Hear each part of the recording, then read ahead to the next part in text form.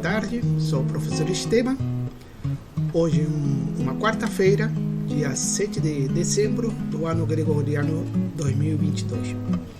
Estamos aqui reunidos, né, como outras tantas vezes, e esperamos continuar assim, né, para trabalhar de forma metódica, né, os estudos. No caso de hoje, estudo da tradução, mais especificamente teoria da tradução, né? A gente vem e hoje vai ser o último encontro desse ano, né? Para 2023, tá? Em princípio temos programado uma oficina de tradução, né? Mas hoje vamos dar continuidade e vamos fechar o texto do Walter Benjamin, a tarefa do tradutor. Walter Benjamin, um estudioso, filósofo alemão, né, e que tem a sua característica de escrita e, por ser filósofo também, né, às vezes a leitura dos textos não é tão simples, né? Então a ideia é ajudar vocês. Hoje vou começar, vou dividir a metade da apresentação seguindo o esquema das últimas duas aulas, né, que é dedicadas a este mesmo texto do Walter Benjamin, que estamos avançando, e as últimas 3 páginas, por aí, no finalzinho, né, do texto, eu vou ler mais e ir comentando, porque como é o final, para fechar, para não perder, porque como eu vou apresentando algumas coisas, e tem alguns detalhes que vocês se interessam, tem que ler o texto, né? E inclusive ler mais do que uma tradução, para quem não lê o alemão, né? A gente tem que, se tiver mais do que uma tradução, é bom isso, né? E estudar a tradução, a gente vê por que isso, né? Tem a particularidade de cada tradutor e também do tempo. Esse livro que estamos seguindo, eu vou compartilhar com você. A tarefa do tradutor, de Walter Benjamin, 4 traduções para o português, né? Organizado por Luisa Castelo Branco, né? E na primeira aula falei das 4 traduções. É interessante que está em ordem cronológica, e aí a gente vê, né, é bem interessante e construtivo perceber isso, de como as traduções com o tempo vão mudando, né? Então temos aqui eu já apresentei isso, são 4 traduções, e a gente está trabalhando a terceira, que é a mais conhecida, né? Então, na aula de hoje, vamos dar continuidade, né? Retomando essa página 76, eu até botei cara que só diz que é Mallarmé, todo mundo conhece, mas quem não conhece é Stéphane Mallarmé, né? Um poeta do simbolismo francês, né? Do segunda metade do século XIX, né? 1844 a 1898. Né? O simbolismo é o que precede, né, ao que depois, no século XX, vem as chamadas vanguardas. Né?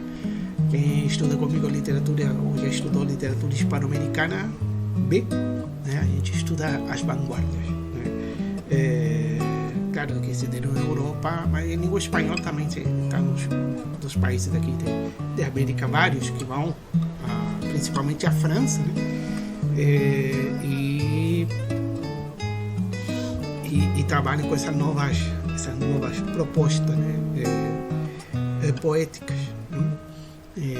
O Mallarmé é o que antecede, né? Então seria interessante em literatura europeia, né? A gente estudar primeiro Mallarmé antes de estudar as vanguardas, né? Estão relacionadas e é anterior, né? A nova proposta que traz o Mallarmé. Bom, e aí esse texto ele fala da tradução, né? Aí eu coloco aqui a tradução com seus germes da pura língua, que traduz a tradutora traduz como pura língua, e diz que está no meio caminho entre a poesia e a doutrina. Depois ele vai retomar mais na frente essa poesia e doutrina, né? Essa questão da tradução pensada nessa pura língua, como que se coloca, né? Lembra que fala que as línguas são imperfeitas, né? Mas, enfim, esse pura língua também é um ideal talvez mais poético, filosófico, né? do que na prática, do dia a dia. Isso não vamos falar isso com as pessoas na rua, que não vai entender, vai achar estranho, né? Porque para a maioria das pessoas a língua é uma tecnologia de comunicação, né? E bom, de fato é. Só que o que o poeta faz com a língua é outra coisa, né? Não está ali para comunicar, né? Está ali para expressar um pensamento dentro de umas características ou dentro de uma proposta artística, né? Criar coisas novas, né? E se utiliza, assim como o artista plástico se utiliza das cores, das linhas, né? O escultor das pedras, do mármore, né? O poeta se utiliza da língua, né? Então, mas o que o poeta faz com a língua é o que o artista plástico faz com as cores, né? O que o escultor faz com uma pedra, né? É muito, mas muito diferente do que nós, simples mortais, fazemos com uma pedra, com as tintas ou com as palavras, né? É outra coisa. Então, por isso que aqui fala essa pura língua nesse contexto, né? No contexto da poesia e no contexto da tradução, né? O Walter Benjamin essa pura língua, ele está colocando como possibilidade da junção da língua, né? Da poesia ou do poema, tá? Nesse original com maiúscula dele, né? Que é a obra poética, né? E da tradução, né? Essa expressão linguística, né? Que ajudaria a criar o que ele chama de pura língua. Para as pessoas comuns, a maioria não faz sentido falar nessa pura língua, né? Para a poesia, sim. E o Walter Benjamin liga isso como possibilidade com a tradução, né? Então, seguindo nessa página 76, né? A obra da tradução imprime marcas na história, como a poesia e a doutrina. Lembra que está falando da poesia e da doutrina, né? Então, a obra da tradução também imprimiria essa marca na história. Para entender, teríamos que... o que entende Walter Benjamin por história? Lembrem que ele é da primeira metade do século XX, né? Onde está toda essa questão dos estudos, né? Nas áreas de humanas, que a gente chama, da história, né? O materialismo histórico, né?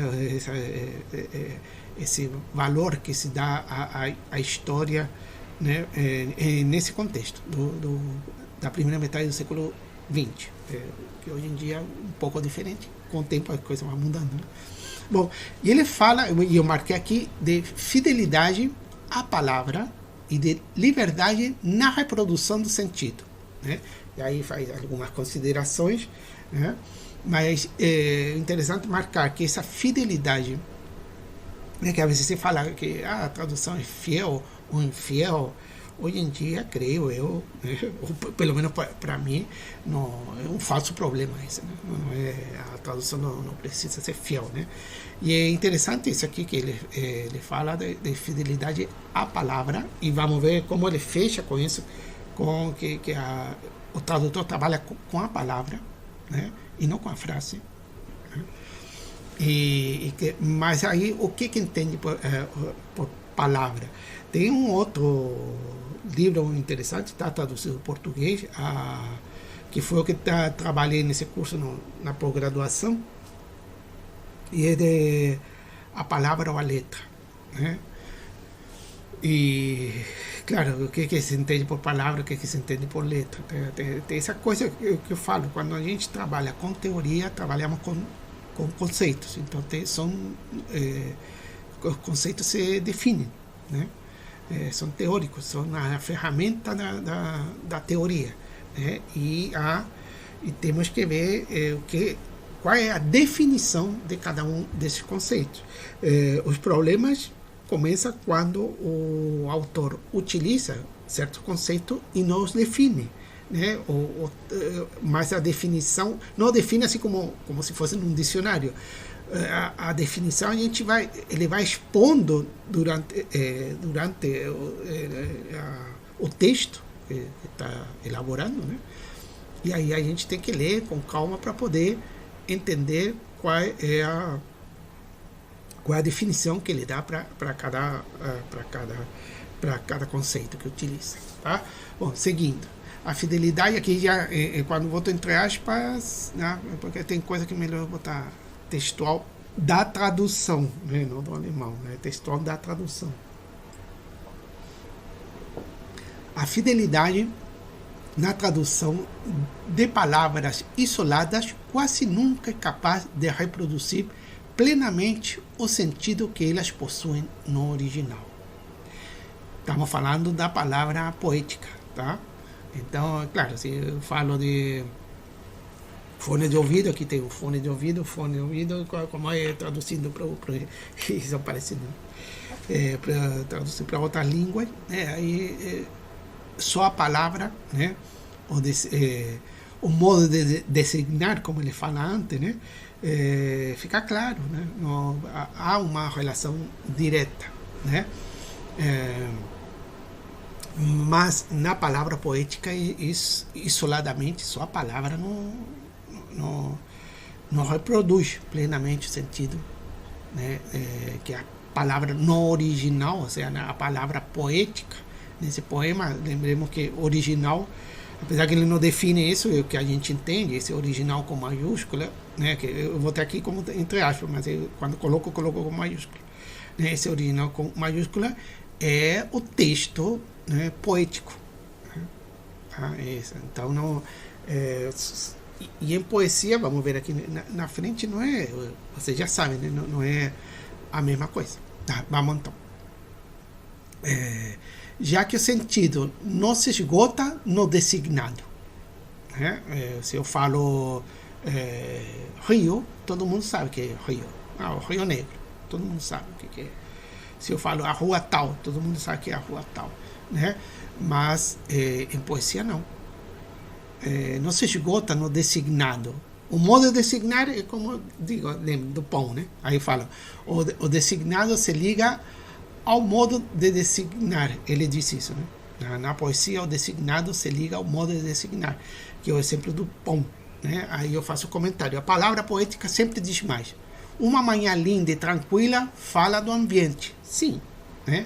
Mas provavelmente num poema ou numa obra literária, também se eu falar uma manhã linda e tranquila, né? O texto vai estar se referindo ao estado de ânimo da personagem, né? Isso aí a gente sabe que aparece na literatura. Então, em poesia, né, ou em literatura, mais geral, né, as coisas significam mais, dizem mais do que o significado que está no dicionário.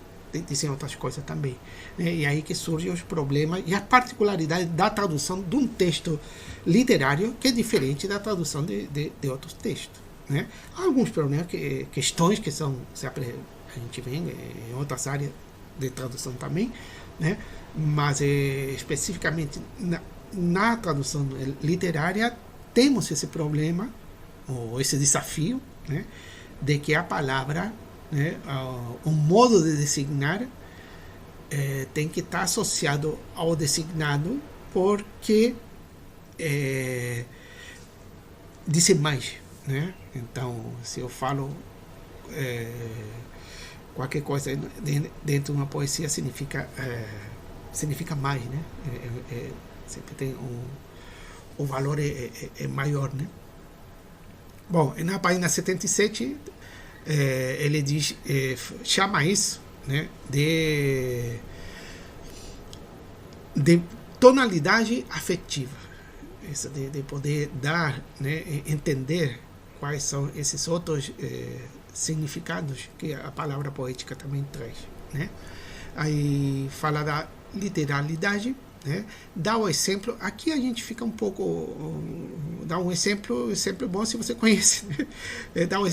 Ele fala das traduções do Friedrich Hölderlin, né, que foi um poeta lírico alemão já anterior, né, início do século XIX, né? Ele nasceu em 1770, morreu em 1849, ou seja, muitas das suas produções foram já no século XIX, no início, né, nas primeiras décadas, né? E ele fez ele era poeta, mas também traduzia, e ele fez essa tradução de duas obras do Sófocles, né? E que aliás foram os dois últimos trabalhos dele, né? E foram essas traduções. E aí ele botou entre aspas aqui a fidelidade na reprodução da forma, né? Se a gente for querer ser fiel na reprodução da forma, dificulta a produção do sentido, a reprodução do sentido, né? Porque tem um sentido, né? Na tradução a gente reproduz esse sentido, a ideia é essa. Mas se a gente ficar preso, né, querer a reprodução da forma, vamos estar criando problema, né? E ele dá esse exemplo destas traduções que a gente, infelizmente, não conhece. A gente conhece as obras do Sófocles, eu particularmente tenho, né, as obras completas dele que chegou para nós, né? Estão traduzidas ao espanhol, pelo menos que eu tenho, né? Mas ele está falando exatamente dessa tradução específica, né? Então não está falando da obra, está falando da tradução, né? Então aí a gente fica meio sem base para entender direito o detalhe do que está falando, né? E bom, a literalidade não pode estar na manutenção do sentido, né? Semelhante, aí dá o exemplo, né? Semelhante aos cacos de vaso. Você tem um vaso, você quebra, fica vários cacos, né? Você tem que juntar eles, né? E você sabe como encaixá-lo nesses mínimos detalhes. Ele usa isso como metaforicamente relacionando com a tradução. Então a tradução deveria procurar a semelhança no modo de designar do original, tá? Semelhança no modo de designar do original, mas na sua língua. Ou seja, se estamos traduzindo Sófocles do grego clássico para o português do século XXI, né, a gente tem que se procurar essa semelhança no modo de designar do original, né, mas em português, né? Ou seja, essa semelhança estaria, ou seja, qual é a palavra que a gente vai utilizar em português, seria isso. Mas lembrando de que é uma palavra que mais do que essa palavra está relacionada no dicionário, né? Mas aí ele diz se preocupar com isso e não no sentido. É estranho, né? Porque aí tem alguns tradutores que estão preocupados com o sentido. Aqui diz que não, tem que se preocupar no modo de designar do original, só que em português, né? E esse original, lembrando que esse original é a palavra poética, tá? Esse original original e tradução serão reconhecidos como fragmentos de um mesmo vaso.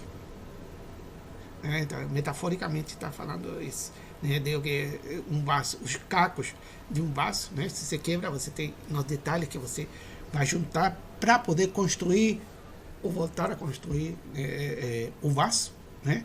Assim também, aqui você teria, com o original e com a tradução, serão reconhecidos como fragmentos do mesmo vaso, ou seja, uma língua maior, ou que depois vai chegar, também fala de uma pura língua, né? Então se criaria, estaríamos falando de uma língua maior, poeticamente, né? Em que as duas contribuem para essa língua maior. Cuidado para, que ele fala desde o início, né, que a tradução não dá nenhum retorno ao original. Tá? Um poema traduzido não acrescenta nada a um poema, ao Sófocles em grego, né? Já que está falando de Sófocles. Tá?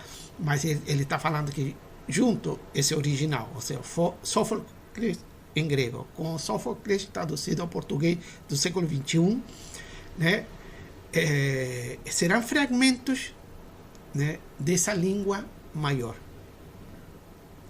Tá? E o destaque da tradução não está em poder ler um original na língua traduzida, né? Porque às vezes se diz, não, porque seria o objetivo da tradução poder ler Sófocles como se Sófocles tivesse escrito em português, né?